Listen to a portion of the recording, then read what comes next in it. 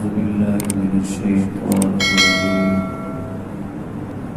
بسم الله الرحمن الرحيم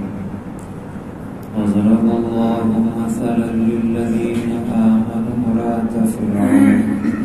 إذ قالت رب ابن لي عندك بيتا في الجنة ونجني من فرعون وعمله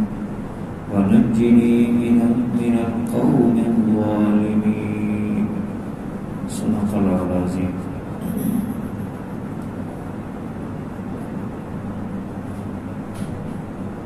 پیچھے اللہ تعالی نے یہ حکم دیا کہ اپنے آپ کو، اپنے نفسوں کو اور اپنے گھر والوں کو جہنم کی آگ سے بچاؤ، اور پھر دو نبی حضرت نوح علیہ السلام اور حضرت لوط علیہ السلام، ان کی بیویوں کا تذکرہ ہوا کہ وہ دونوں اللہ کے برگزیدہ پیغمبر تھے، اللہ کی نیک ہستیوں میں تھے، لیکن ان کی بیویاں کافرہ تھیں، تو نبی کی بیوی ہونے کی وجہ سے یہ نسبت بھی ان کے کام نہ آئی، وہ باقی جہنم میں جو داخل ہونے والے ہیں ان کے ساتھ وہ جہنم میں داخل ہوں گے۔ اب یہاں پر ایمان والی دو خواتین آسیہ بنت مزاحم اور مریم بنت عمران کا تذکرہ آ رہا ہے۔ آج کی اس آیت میں آسیہ جو فرعون کی بیوی تھی اس کا تذکرہ ہے، اس کی مثال بیان فرمائی ہے ایمان والوں کے لیے۔ یہ آسیہ جو ہے یہ فرعون کی بیٹی تھی اور دوسرے فرعون کی بیوی تھی، یعنی جو فرعون جس کی طرف حضرت موسیٰ علیہ السلام اور حضرت ہارون علیہ السلام نبی بنا کر بھیجے گئے، اس فرعون کی بیوی تھی، اور اس فرعون سے پہلے جو فرعون گزرا اس کی یہ بیٹی تھی۔ اور جب اللہ تعالیٰ نے موسیٰ علیہ السلام کو معجزات دے کر بھیجا تو وہ فرعون کے پاس گئے، لیکن وہ نہ مانا، حتیٰ کہ طرح طرح کی تکالیف مسائل لاتا تھا، اور پھر آخر کار اس نے موسیٰ علیہ السلام کو کے متعلق یہ لوگوں میں مشہور کرنا شروع کر دیا کہ یہ جادوگر، لہذا باقی جادوگروں کو بلاؤ اور مقابلہ کراؤ۔ مقابلہ کرایا گیا تو معجزہ ہوتا ہے جو حق اور سچ ہوتا ہے،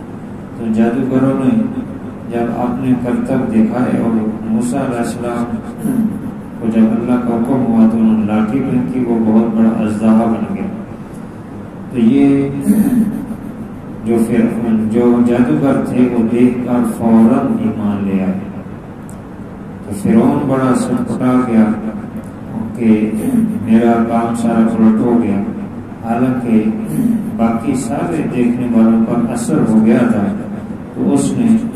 یہ کہہ کر کہ یہ تمہیں تمہاری زمین سے نکالنا چاہتا ہے، تمہارے اقتدار پہ قبضہ کرنا چاہتا ہے، اور یہ بڑا جادوگر ہے، لہذا اس سے دور۔ اس طرح کی باتیں، اور پھر ظلم ڈھایا، ان جادوگروں پر بھی ظلم ڈھایا۔ اور یہ آسیہ یہ حضرت موسیٰ علیہ السلام کی پرورش کرنے والی ہے،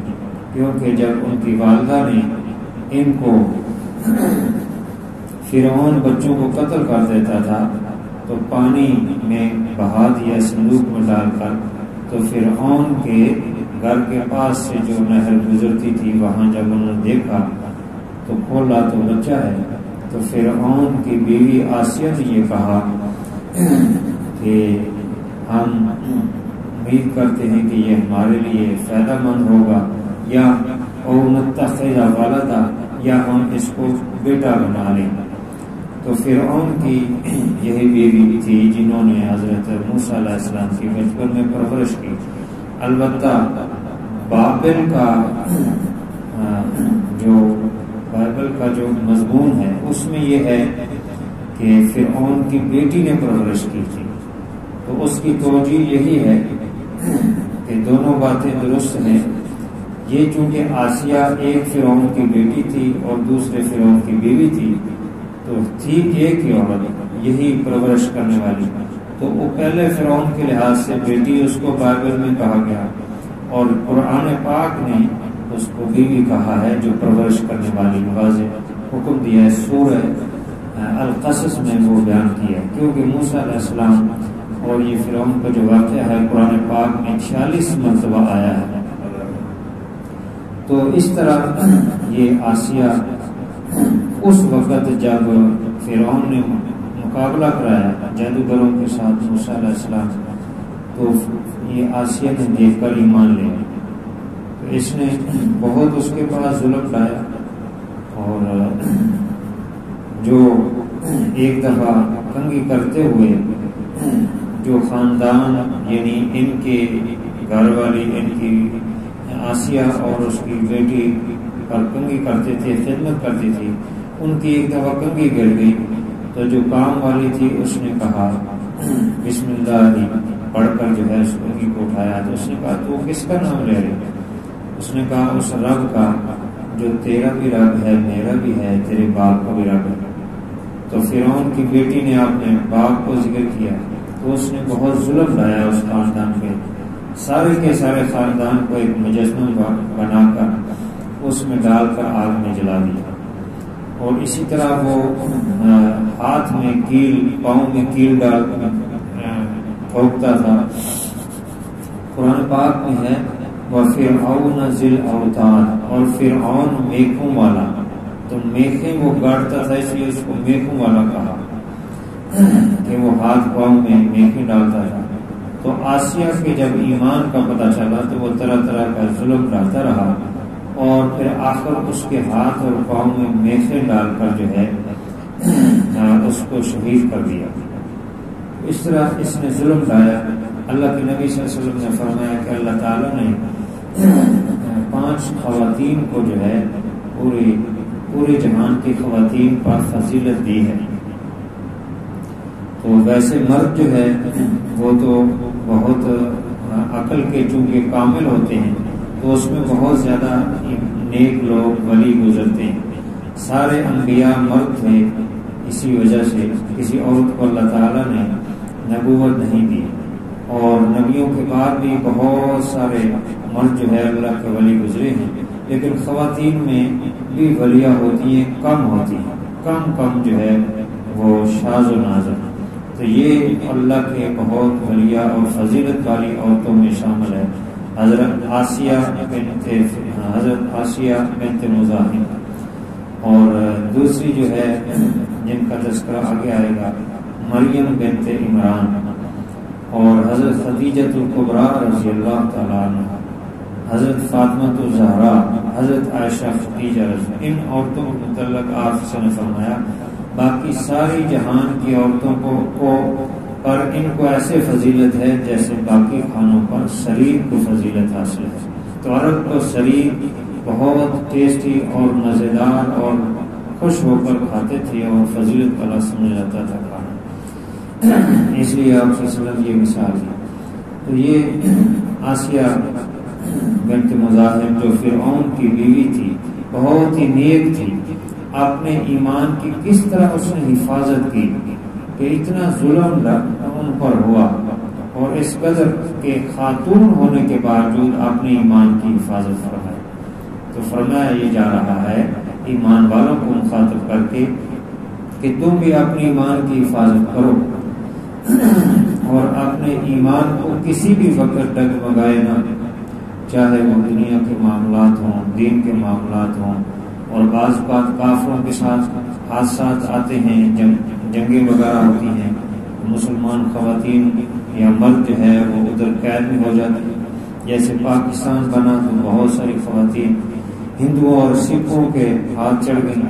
اور کچھ رہا بھی ہو گئی، لیکن بہت ساری پر انہوں نے ظلم بھی ڈایا۔ اسی طرح آج بھی حضرت جو ہے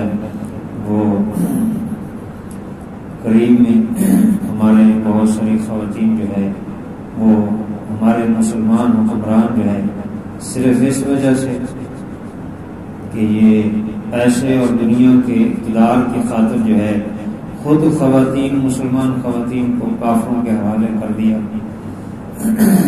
تو یہ بڑا ظلم ہے اور زیادتی ہے، اور اس ظلم کی حالت میں بھی جو ایمان کی حفاظت رکھے تو بڑا اس کا درجہ ہے۔ اللہ تعالیٰ نے فرمایا وَضَرَبَ اللَّهُ مَثَلًا لِلَّذِينَ آمَنُوا، مثال بیان کرتا ہے اللہ تعالیٰ، مثال بیان کرنا ان لوگوں کے لیے جو ایمان لائے۔ پہلی دو مثالیں کافروں کے لیے تھیں، کافروں کی تھیں، اب یہ دو مثالیں جو ہے ایمان والوں کے لیے ہے کہ اپنے ایمان کو مضبوط رکھو، اپنے ایمان کی حفاظت کرو۔ امرات فرعون کی بیوی کی مثال اللہ تعالیٰ بیان کرتے ہیں، اذ قالت رب ابن لی عندک بیتا فی الجنة، جس وقت اس یعنی آسیہ نے دعا کیا اپنے رب سے۔ یہ کس وقت دعا کی؟ جب فرعون ظلم کر رہا تھا اس پر اور اس کا موت کا وقت قریب تھا، تو اس وقت اس نے دعا کی کہ اللہ اس ظلم سے نجات عطا فرما، فرعون سے نجات عطا فرما۔ یہ دو تین دعائیں فرمائی تو اللہ تبارک و تعالیٰ نے حدیث میں ہے کہ موت سے پہلے ان کی دعا فوراً قبول کی، جیسے انہوں نے مانگی فوراً قبول کی، اور جنت کا ان کا جو محل ہے اللہ تعالیٰ نے ان کو اسی وقت دنیا میں ہی موت سے پہلے دکھا دیا۔ اذ قالت رب ابن لی عندک بیتا فی الجنہ، جس وقت کہا اس عورت نے اے میرے پروردگار بنا دے میرے لیے اپنے پاس ایک محل، ایک گھر جنت میں، تو اللہ تعالیٰ نے فوراً ان کی دعا قبول فرمائی۔ وَنَجِّنِي مِن فِرْعَوْنَ وَعَمَلِهِ، اور نجات دے مجھے فرعون سے اور اس کے عمل سے، کیونکہ یہ بہت ظلم ڈھاتا ہے۔ وَنَجِّنِي مِنَ الْقَوْمِ الظَّالِمِينَ، اور نجات دے مجھے ظالم قوم سے، کیونکہ اس کے ساتھ جو اس کے ملنے والے ہیں، اس کے وزیر مشیر وہ بھی ظالم ہیں، وہ اس کے ہاں میں ہاں ملاتے ہیں، حق سچ کو نہیں دیکھتے۔ تو جو ظالم ہوتا ہے، جابر ہوتا ہے، طاقت والا ہوتا ہے، تو اس کے سامنے کلمہ حق کرنا یہی تو بات ہے، لیکن جب ہاں میں ہاں ملاتے ہیں تو وہ غلط سے غلط مشورے دیتے جاتے ہیں اور وہ غلط چلتا رہتا ہے، جس کی وجہ سے بہت بڑا نقصان ہوتا ہے، اپنا بھی، دوسروں کا بھی، قوم کا بھی، ملت کا بھی، اسلام کا بھی، دین کا بھی نقصان ہوتا ہے، کیونکہ جو صحیح مشورہ ہے، جو شریعت کی روح کے مطابق ہے، وہی مشورہ دینا چاہیے۔ تو بہرحال یہ اللہ تعالیٰ نے مثال بیان فرمائی ہے ایمان والوں کے لیے کہ اپنے ایمان کی حفاظت کرو، اور حفاظت جتنا بھی حالت مشکل ہو اپنے ایمان کی حفاظت فرماؤ۔ یہ عورت ہو کر اس نے ایمان کی حفاظت فرمائی ہے، تو مردوں کو تو بطریقہ اولا اس پر عمل کرنا چاہیے۔ اللہ تعالیٰ عمل کی توفیق۔ الحمدللہ رب العالمین والعاقبۃ للمتقین والصلاۃ والسلام علی سید الرسل وخاتم الانبیاء والمرسلین۔ ربنا آتنا فی الدنیا حسنہ وفی الآخرۃ حسنہ وقنا عذاب النار۔ یا اللہ اپنی رحمت سے نواز فرما، حکم رہی اپنے فضل سے معاف فرما، بیماروں کو شفا عطا فرما۔ یا اللہ ہمارے گناہوں سے حفاظت فرما، گناہوں سے بچنے کی توفیق عطا فرما، ایمان کی حفاظت کرنے کی توفیق عطا فرما، ایمان والے کام کرنے کی توفیق عطا فرما، خاتمہ بالخیر فرما، سب بیماروں کو شفا عطا فرما۔ صلی اللہ تعالیٰ علی خیر خلقہ